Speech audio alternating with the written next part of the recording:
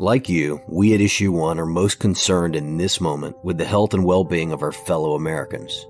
There are no doubt policy issues regarding the coronavirus that deserve the undivided attention of Congress for the foreseeable future.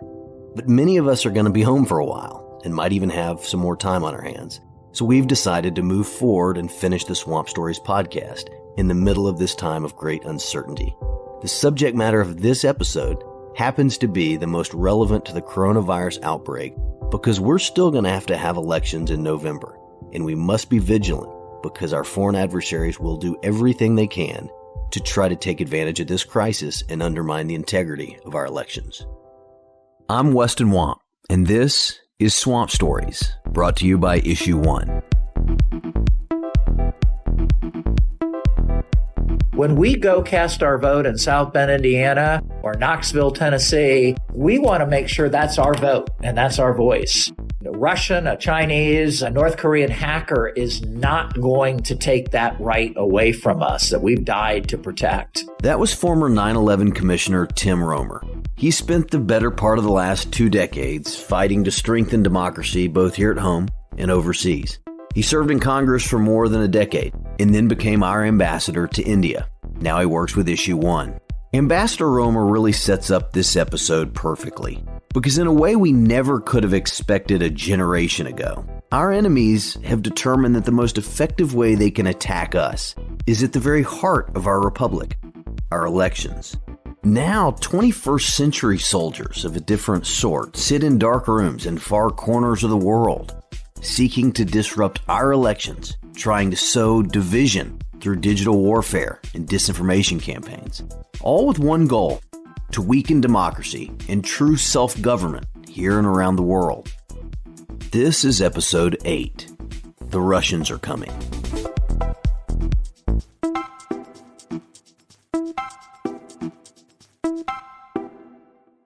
Right after 9/11 happened, one of the first things I read was a statement from Osama bin Laden that was several years old.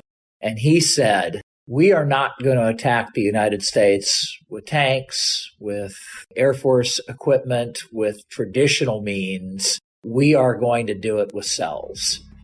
And we know they're vulnerable." Ambassador Roemer draws a straight line from the style of war that started on September 11, 2001, to today's foreign attacks on America from Russia, China, Iran, North Korea, and other non-state actors. There's an eerie and threatening similarity because these people don't even need to be radicalized in a cave or shipped to the United States and snuck in and commandeer an airplane. They can hack from any country in the world. There is, in a way, a real made-for-the-movies aspect to this. Imagine a blockbuster film where America is under attack.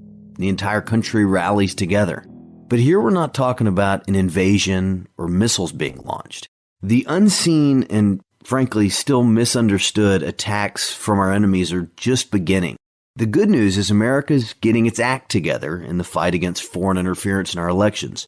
The bad news is America is still getting its act together to combat foreign interference. So I reached out to Republican Senator James Lankford from Oklahoma for some perspective. He's been leading a bipartisan charge in the Senate on the 2 different battlefields where this war is being fought. Well, there's really 2 sets of threats that we face. One is a cyber attack from the Russian government or the North Koreans or the Iranians or any group of folks that are out there, or quite frankly, a domestic activist. And then there's a separate one that's an influence campaign from some of these. And sometimes they get conflated, but they're 2 entirely different strategies. So we're up against 2 issues. Foreign countries trying to disrupt our discourse, and a sprint to stay ahead of their ability to attack our voting systems. And a big reason we're at risk in 2020 is partisan politics, pure and simple.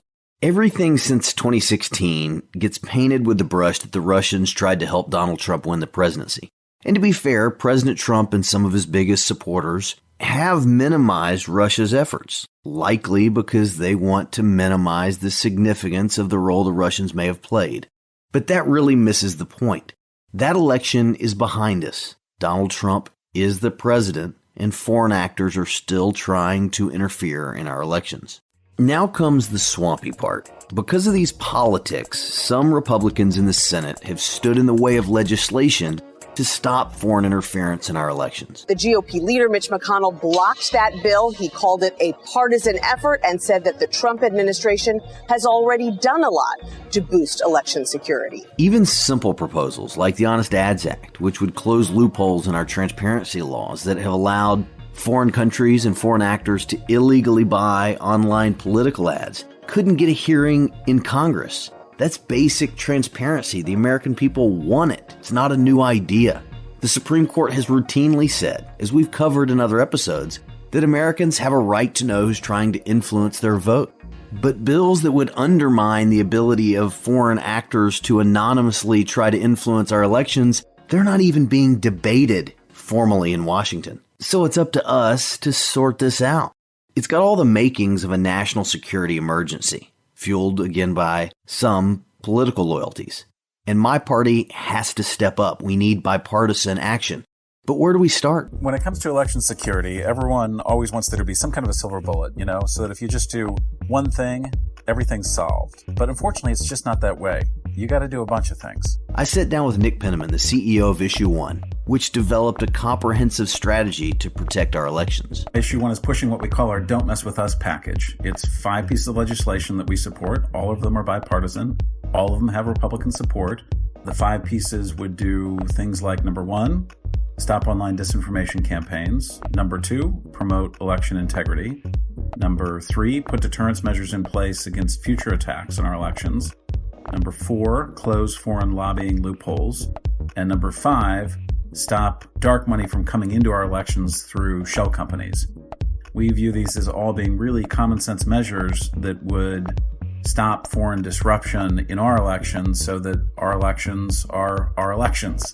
Don't miss the big picture of what he said. For every known problem, there's already a bipartisan piece of legislation in Congress today to fix it. And despite the partisan politics dynamics that affect everything in Washington, there are some great Republican champions on this issue. Because after all, this is not a Republican or a Democratic problem. It's an American one.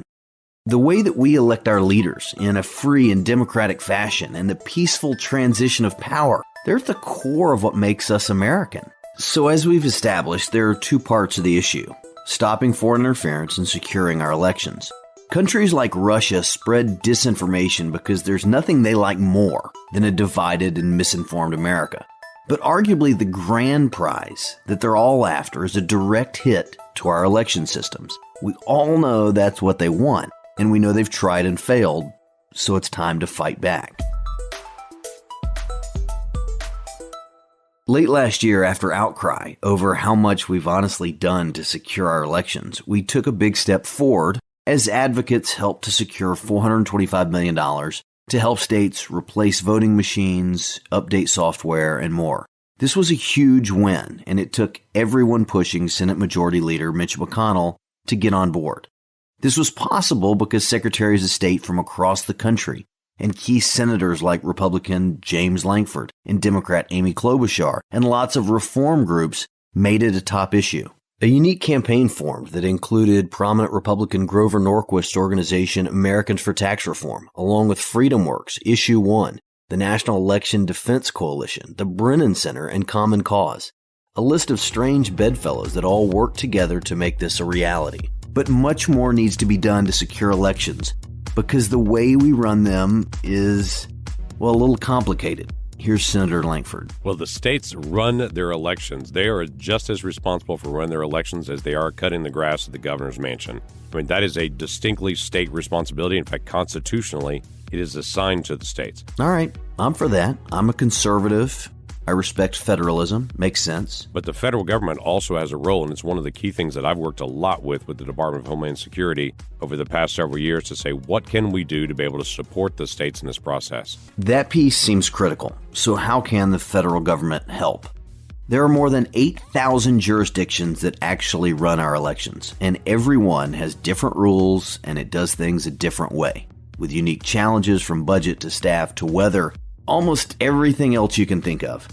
I was so blown away by all of this that I reached out to Liz Howard, Counsel for the Democracy Program at the Brennan Center. She's a former election administrator from Virginia, and she did not pull punches. The reality is, in November of 2020, there is going to be a huge fleet of equipment that is deployed across this country, and there will be some isolated incidents of technical failures, and election officials are going to have to respond to those situations. So that's a clear-eyed look at the challenges that are ahead of us. But here's the good news. The Brennan Center has one solution that at least could make every election more secure. And I think rebuild the public's trust, as we know that we're under attack. One of the foundational election security measures that we think is just essential is to have that paper record backup of every vote cast. It seems almost unbelievable in today's technological age, but here we are. Maybe the most important way that we can protect ourselves is to make sure there are paper records of how people vote in our elections. And I got to tell you, coming from a background in venture capital and technology, I used to answer questions all the time about how we might be voting on our iPhones. But if anything, here we are headed back to where we started, to paper.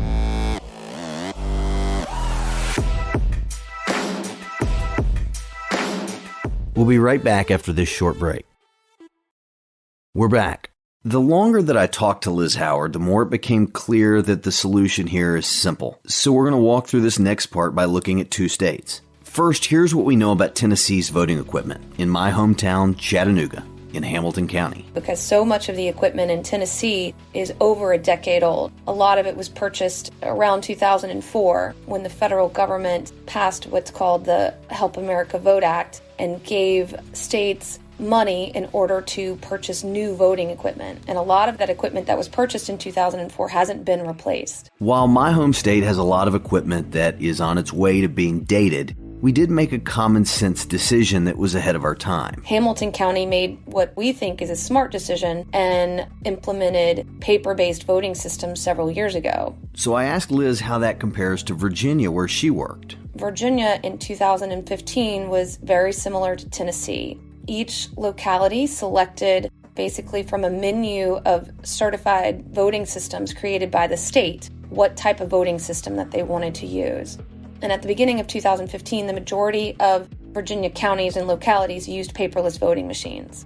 In 2015, when we were at the state, we discovered that some of our voting systems were connected to the internet. So we decertified those paperless voting machines. And what we saw over the next year and a half or so was that localities that could afford it all transitioned over to paper-based voting systems. All good, right? The state saw an opportunity to try and update its election infrastructure and made it a priority. But what Liz didn't know then is that they had just dodged a bullet, only to find out that another dozen were headed their way. In August of 2017, a white hat hacker conference called DEF CON had, for the first time, an exhibit at their conference called the Voting Machine Hacking Village. And this exhibit included paperless voting machines used across the country, including some models which were used in Virginia.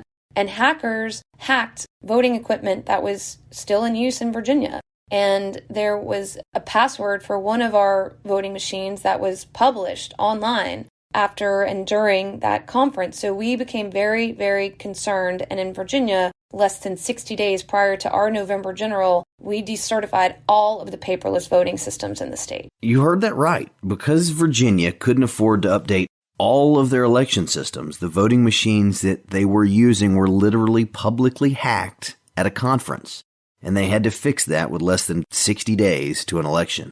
And it was a close call. And I'll tell you, Weston, this became very important to us in Virginia. In 2017, somewhat unexpectedly, the Democrats increased the number of House seats that they won to the point where control of the state legislature was going to be determined by one House race.